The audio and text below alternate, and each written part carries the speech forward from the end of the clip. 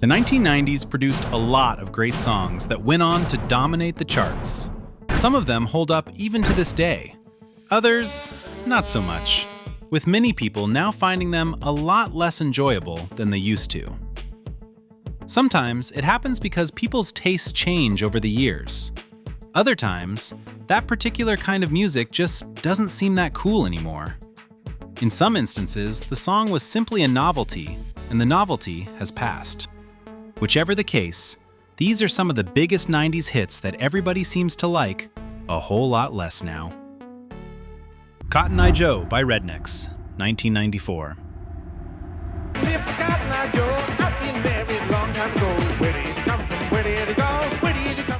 Eurodance in the 90s was intentionally cheesy and formulaic. And it worked, delivering massive hits that got people dancing the world over. This song took the essence of Eurodance and made things even weirder by mixing it with synthetic Appalachian bluegrass and a traditional folk song from the pre-Civil War American South, producing a novelty track that seemed to defy all laws of musical sanity. It hit #1 in 15 different countries for multiple weeks, even topping the Eurochart Hot 100. Despite being largely considered too weird in the US market, it still managed to hit #25 on the Hot 100 and sold over 500,000 copies. Why do people hate it now? Well, imagine the setting. You get a group of Swedish techno producers together to cosplay as stereotypical, cartoonish versions of Rednecks in a 132 BPM Eurodance club banger. They decide to build it around this traditional folk song that was often sung by enslaved people in the American South.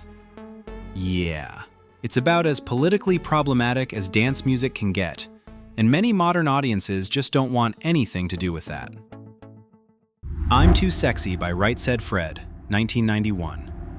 I'm a model, you know what I mean, and I do my little turn on the This song, in my opinion, is one of the greatest novelty songs ever made. It's so intentionally dumb and impossibly catchy, it just feels like 2 minutes and 58 seconds of pure, unadulterated fun. However, it is a novelty song, and like many novelty songs, it eventually reaches a sharp decline in public affection after the novelty runs out. Why did it become a hit? Simply put, it's funny. A song about a hyper-arrogant male model listing all the reasons why he's too sexy is just obviously a hoot, especially when executed well. The fact that it's performed by a bald, muscular, very average-looking British dude prancing about a catwalk just makes the whole thing even funnier. Heck, Zoolander is a blockbuster movie centered around the exact same concept. This is, basically, that movie in song form. Today, people say they hate it due to the vapid lyrics, the aggressively repetitive sentiment, and the thumping rhythm track with mechanized drum loops that offers absolutely no dynamic variation. All fair points. However, it is a joke song, so trying to push it through a serious music filter is just never going to work. Achy, Breaky Heart by Billy Ray Cyrus, 1992. Don't tell my heart, my achy, breaky heart, I just don't think you'd understand. Some songs just get overplayed. We believe that's what happened with this pop country smash hit that crossed over from country radio to mainstream pop, MTV, sporting events, and pop radio all across the globe. The simple 2-chord structure, the stomping rhythm, and the choreographed line dance showcase it as an absolute masterclass in pop country engineering. While country radio initially supported it, many purists hated the pop spectacle it brought along, eventually causing avid country listeners to turn on the whole thing. It's a song that came out at the perfect time, right when grunge, alt-rock, and all sorts of depressing music was exploding. Achy, Breaky Heart felt like the complete opposite of all that, offering uncomplicated sentiments and unpretentious fun from start to finish. It was 3 minutes of pure mindless escapism, complete with a sing-along chorus, perfect toe-tapping cadence, and a simple dance move you can perform while singing along. Billy Ray Cyrus was also marketed pretty well when it came out, being cast as a working-class sex symbol with his ripped shirts, tight jeans, and iconic mullet. With the music video heavily focusing on his charisma and physical energy, the song was able to attract a larger female demo than a typical country song did at the time, making it quite a significant moment for the genre. However, that same marketing ended up being used as a caricature that made it an easy target for late-night comics, and they weren't kind. Those jokes pretty much continued through the years and repeated any time the song was brought up. Before we continue, you can enjoy more 90s music discussions by subscribing to the channel and smashing that like button. We plan to make more of these, so keep up with us and let's embrace the nostalgia together. Ice Ice Baby by Vanilla Ice, 1990. You love it or leave it, you better hit bullseye to get though. If there was a problem, When it dropped in 1990, this song became the first hip-hop track to ever top the Billboard Hot 100. Its rise was swift. However, it also didn't take long for the public to turn on the song and the artist behind it. The first crack happened when people noted that the driving bass line is from Queen and David Bowie's 1981 hit, Under Pressure. This was clear as day, and it was easily the most memorable part of the song. However, Vanilla Ice refused to give that credit, instead arguing in a now infamous MTV interview that the bass lines were completely different because he added a tiny, almost imperceptible extra note. Ding ding ding ding ding ding. Ding ding ding ding ding ding. Ding ding ding. That's the way theirs goes. Ours goes ding ding ding ding ding ding. Ding ding ding ding ding ding. That flat out made him look foolish and caused many music fans to dismiss him outright. Add to this the clumsy lyrics and the artist's fabricated street cred, which was debunked as soon as journalists found out he grew up in a middle-class Dallas suburb. It also didn't take long for California's G-Funk sound to hit the mainstream, with Dr. Dre and Snoop Dogg gaining wide prominence within the next couple of years, leaving the cultural appropriation of Ice Ice Baby as little more than a small blip in the 90s music landscape that people would rather pretend never happened. What's Up by Four Non-Blondes, 1993. Oh my God, don't try. I try all the time. People were split when this song first came out.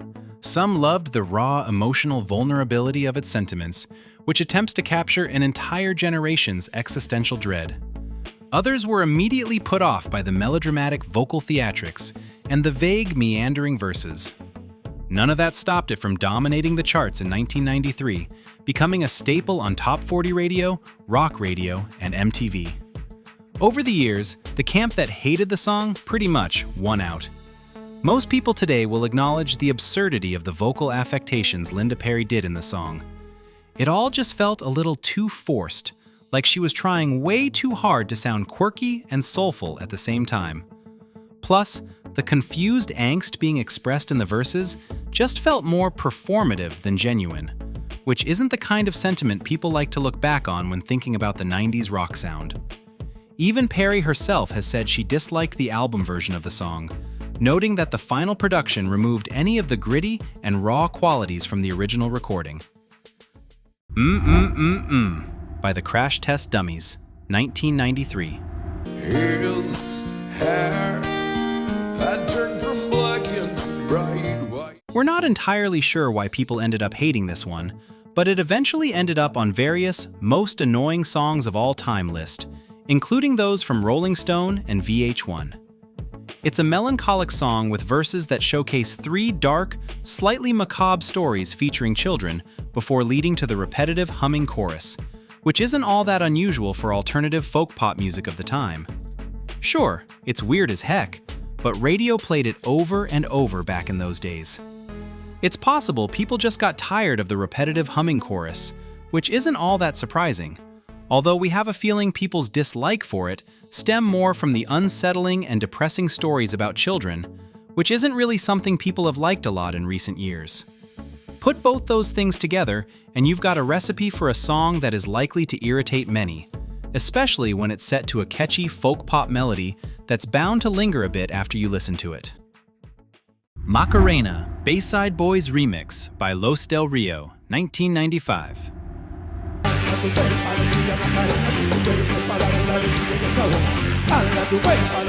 Another one of those songs that probably get hate from sheer overexposure, this remix version of a Spanish flamenco pop track became a global dance sensation in the 90s. Seriously, people were dancing to this thing non-stop for 2 straight years in the middle of the decade.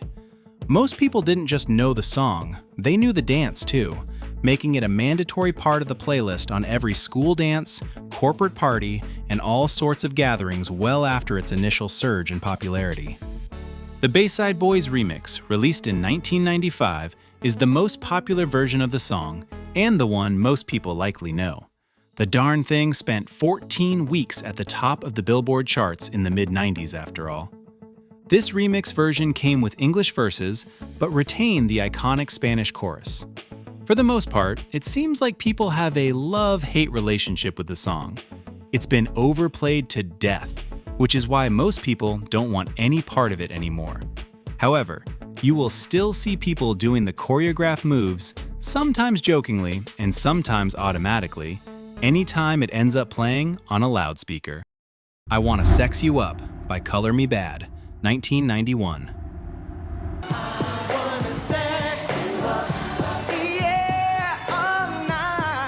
This new Jack Swing track has impeccable production, comparable to the best R&B songs of that period.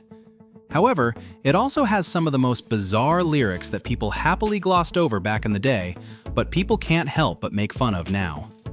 Lines like, "We can do it till we both wake up," and "making love till we drown" just break any immersion you have in the song the moment you hear them, which is especially important since that "wake up" line is part of the often repeated chorus.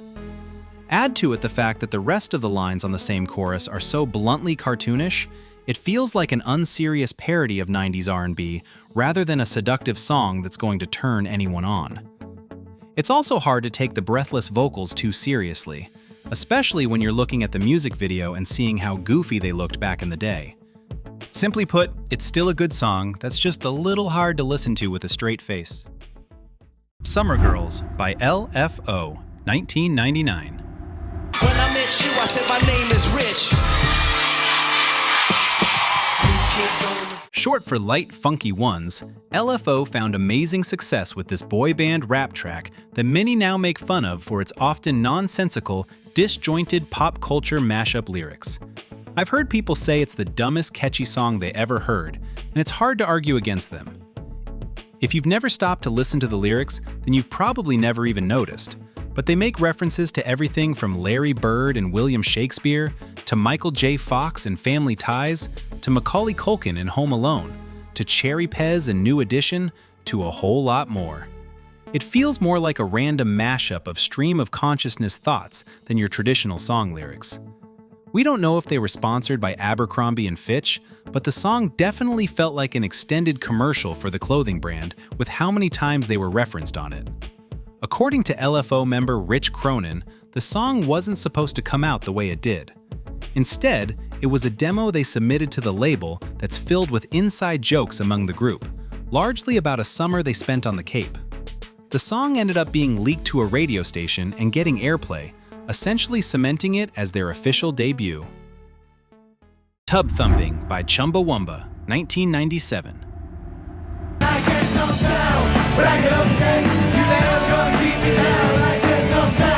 I'll admit, I don't understand why people hate this song now. Sure, the whole idea of an anarcho-punk collective accidentally engineering the ultimate frat house drinking anthem is ironic and downright funny. However, it remains a fun drinking song that feels as lively as the first time it hit the airwaves. Some people say they despise it due to how many times the loud and abrasive "I get knocked down" chorus gets repeated, not to mention how it basically repeats the first verse as the second verse. While that amount of repetition seems perfectly fine when you're drinking zoned out in a bar or a party, it's probably quite grating when you hear it unintoxicated any other time of the day. That would be understandable. We have a feeling many modern listeners just aren't fans of the whole vibe either, which is basically about drinking too much, falling over from drunkenness, and staggering back to your feet only to continue drinking. Drinking yourself to death was kind of cool in the 90s, but has definitely fallen out of favor in modern times.